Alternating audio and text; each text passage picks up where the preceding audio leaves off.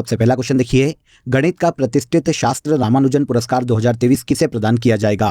तो देखिए, गणित का प्रतिष्ठित शास्त्र रामानुजन पुरस्कार 2023 रुइक्सियांग झांग को प्रदान किया जाने वाला है। आंसर डी हो जाएगा। अब ये कौन है? तो देखिए, ये कैलिफोर्निया यूनिवर्सिटी बर्कले यूएसए के गणित के एक सहायक प्रोफेसर हैं जिनका नाम है रुइक्सियांग झांग। इन्हें मैथ्स में उनके उत्कृष्ट योगदान के लिए शास्त्र रामानुजन पुरस्कार 2023 प्रदान किया जाने वाला है। लास्ट ईयर 2022 में ये जो पुरस्कार है ये कैलिफोर्निया यूनिवर्सिटी के ही सहायक प्रोफेसर युकिंग तांग को दिया गया था और अब 2023 में ये कैलिफोर्निया यूनिवर्सिटी के ही गणित के सहायक प्रोफेसर रुइक्सियांग झांग को दिया जाएगा।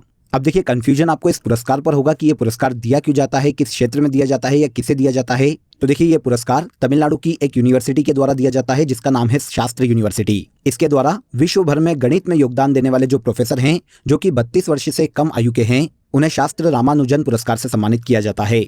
इस पुरस्कार की शुरुआत 2005 में प्रसिद्ध गणितज्ञ श्रीनिवास रामानुजन की स्मृति में की गई थी। अगर इसकी पुरस्कार राशि की बात करें तो शास्त्र रामानुजन पुरस्कार के तहत 10,000 अमेरिकी डॉलर की राशि प्रदान की जाती है। देखिए, रुइक्सियांग झांग को 22 दिसंबर को श्रीनिवास रामानुजन के जन्म दिवस पर यह पुरस्कार प्रदान किया जाएगा।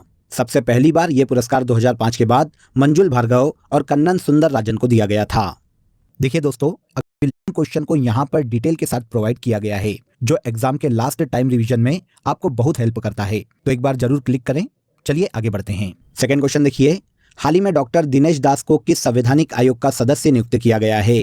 तो देखिए, डॉक्टर दिनेश दास हाल ही में संघ लोक सेवा आयोग के नए सदस्य नियुक्त किए गए हैं। डॉक्टर दिनेश दास को इनके पद की जो शपथ है वो यूपीएससी के अध्यक्ष डॉक्टर मनोज सोनी ने दिलवाई है। दिनेश दास इससे पहले 2016 से 2022 तक गुजरात लोक सेवा आयोग के अध्यक्ष के रूप में कार्य कर चुके हैं और अब इन्हें यूपीएससी का नया सदस्य नियुक्त किया गया है।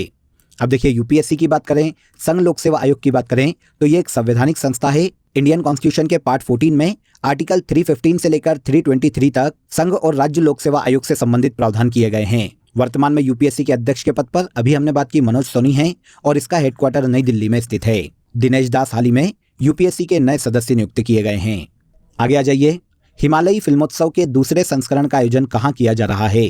तो देखिए, हिमालयी फिल्मोत्सव के दूसरे संस्करण का आयोजन लद्दाख राज्य में किया जा रहा है। आंसर ए करेक्ट हो जाएगा। देखिए फ्रेंड्स, हिमालयी फिल्मोत्सव का जो आयोजन है यह लद्दाख के सूचना और जनसंपर्क विभाग के द्वारा करवाया जा रहा है। उद्देश्य की बात करें कि इसे आयोजित किए जाने का उद्देश्य क्या है, तो हिमालय क्षेत्र में बर्फीले क्षेत्र में फिल्म निर्माता और लोगों के मध्य में संपर्क को बढ़ाना और लद्दाख में फिल्म उद्योग को बढ़ावा देना, प्रोत्साहित करना इस हिमालयी फिल्मोत्सव का मुख्य उद्देश्य है। अब देखिए, जैसा कि अभी हमने बात की 2023 में इसके दूसरे संस्करण का आयोजन किया जा रहा है। पहले संस्करण की बात करें तो इसके पहले संस्करण का आयोजन 2021 में लद्दाख में ही किया गया था। लद्दाख की कैपिटल लेह है। 31 अक्टूबर 2019 को इसे यूनियन टेरिटरी घोषित किया गया था और बी डी मिश्रा वर्तमान में इस राज्य के उपराज्यपाल के पद पर हैं।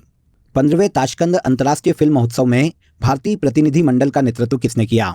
तो देखिए, पहला फैक्ट तो यहाँ पर ये कलेक्ट कर लीजिए कि 15वें ताशकंद अंतर्राष्ट्रीय फिल्म महोत्सव का आयोजन उज्बेकिस्तान के ताशकंद में किया गया, जिसमें भारतीय प्रतिनिधि मंडल का नेतृत्व केंद्रीय सूचना और प्रसारण राज्य मंत्री डॉक्टर एल मुरुगन के द्वारा किया गया। आंसर डी करेक्ट हो जाएगा। देखिए फ्रेंड्स, इस साल नवंबर 2023 में 54वें भारतीय अंतर्राष्ट्रीय फिल्म महोत्सव का आयोजन गोवा राज्य में किया जाने वाला है। इस महोत्सव में भागीदारी को बढ़ावा देना और अंतर्राष्ट्रीय सह निर्माण को लेकर साझेदारी को बढ़ावा देना भारत के इस अंतर्राष्ट्रीय फिल्म महोत्सव में भाग लेने का मुख्य उद्देश्य है। अब देखिए, ताशकंद अंतर्राष्ट्रीय फिल्म महोत्सव की जो शुरुआत है वो 1968 में की गई थी और अब 2023 में इसके 15वें संस्करण का आयोजन किया गया है। उज्बेकिस्तान की बात करें तो ये एक लैंड लॉक्ड कंट्री है फ्रेंड्स, एशिया की, जिसकी कैपिटल ताशकंद है। उज्बेकिस्तानी सोम यहाँ की ऑफिशियल करेंसी है और शौकत मिर्जियोयेव वर्तमान में इस देश के प्रेसिडेंट के पद पर है। इसके बाद देखिए, चर्चित हाइकून पनडुब्बी का संबंध किस देश से है? तो हाइकून पनडुब्बी की बात करें तो इसका संबंध ताइवान से है फ्रेंड्स। हाल ही में एशिया के देश ताइवान ने पहली घरेलू निर्मित पनडुब्बी हाइकून का अनावरण किया है। देखिए, ताइवान जो कि चीन का पड़ोसी देश है, चीन से काफी खतरा रहता है इसे और ये खतरा लगातार बना रहता है। तो इसी चीनी हमले के मौजूदा खतरे के खिलाफ सुरक्षा को मजबूत बनाना, इस चीनी हमले से निपटना इस पनडुब्बी के विकास का मुख्य उद्देश्य है। देखिए, हाल ही में इस पनडुब्बी का अनावरण ताइवान के प्रेसिडेंट साई इंग वेंग के द्वारा किया गया है। तो पनडुब्बी हाइकून ताइवान की स्वदेशी निर्मित पनडुब्बी है। ताइवान जो कि एक पूर्वी एशियाई देश है, इसकी कैपिटल ताइपे है। ओके, यहाँ तक के सभी क्वेश्चन क्लियर हो गए होंगे। अब आ जाइए आज की कंट्री इन न्यूज में हम अफ्रीकी देश सूडान को यहाँ पर डिस्कस कर लेते हैं। सूडान जो कि एक उत्तर पूर्वी अफ्रीकी देश है फ्रेंड्स, इसकी कैपिटल खार्तूम है और सूडानी पाउंड यहाँ की ऑफिशियल करेंसी है। पड़ोसी देशों की बात करें तो देखिए फ्रेंड्स, मिस्र, इथोपिया, लीबिया, चार मध्य अफ्रीकी गणराज्य, इरिट्रिया और दक्षिणी सूडान, ये सभी सूडान के पड़ोसी देश हैं। पूर्व में देखिए इसकी सीमा रेड सी से टच होती है। सूडान से ही अलग होकर 2011 में इसके दक्षिण में दक्षिणी सूडान नाम का देश बना था। सूडान का काफी हिस्सा सहारा रेगिस्तान में स्थित है। सूडान की कैपिटल खार्तूम के पास ही देखिए ब्लू नील और व्हाइट नील नदी मिलकर नील नदी बनाती है, जो कि वर्ल्ड की सबसे लंबी नदी है। सूडान में वर्तमान में 3 यूनेस्को साइट है, जिसमें गेबेल बर्कल और नेपाटन क्षेत्र की साइटें, मेरो द्वीप के पुरातत्व स्थल और संगानेप समुद्री नेशनल पार्क प्रमुख है। तो यह है अफ्रीकी देश सूडान, जिसका अधिकतर हिस्सा सहारा रेगिस्तान में स्थित है। नेक्स्ट क्वेश्चन पर आ जाए।